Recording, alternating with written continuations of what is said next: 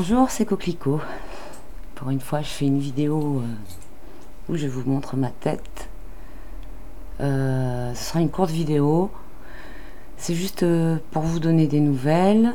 Pour ceux qui me demandent où j'en suis de mes opérations dentaires et tout ça, et ben, je suis toujours une véritable sans dents française. Il me manque toutes les incisives de devant, les molaires, derrière, du bas, et les molaires du haut aussi. Donc voilà, j'ai encore plein de boulot. Le truc qui est en cours, c'est récupérer mes incisives, parce qu'en fait, elles étaient en train de se déchausser, mais vraiment le truc à fond, quoi. Il me restait genre 3 mm de racines immergées. Et enfin bref, elles étaient complètement branlantes, donc ils n'ont pas pu les sauver.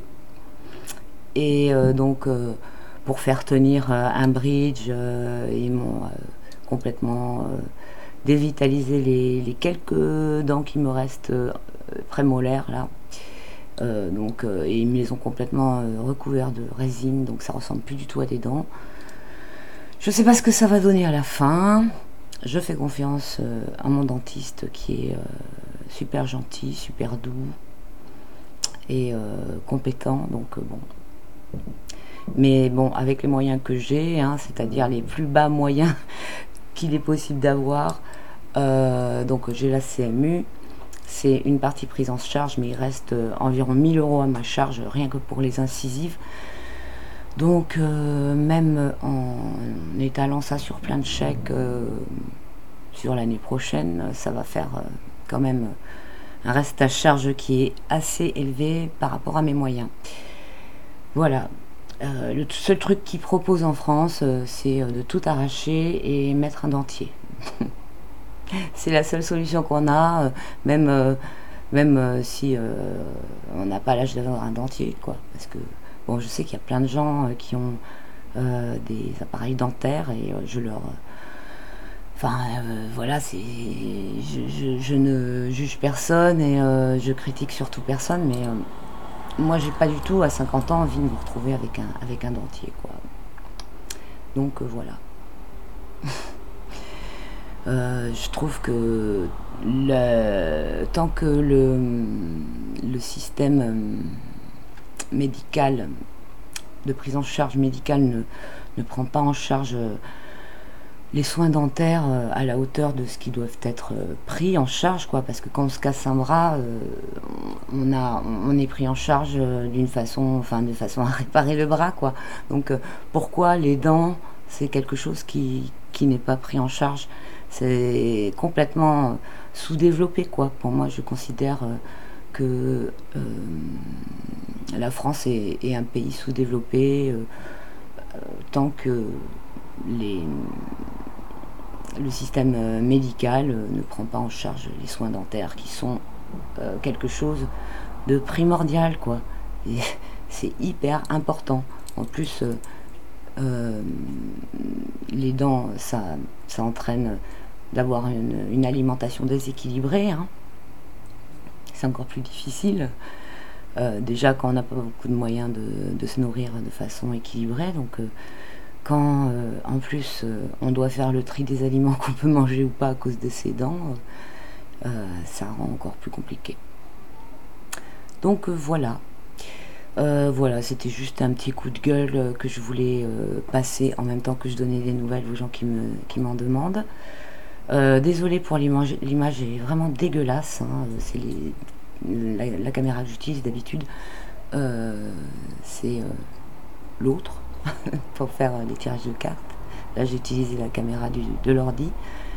J'ai mis en noir et blanc parce qu'en couleur c'est encore pire.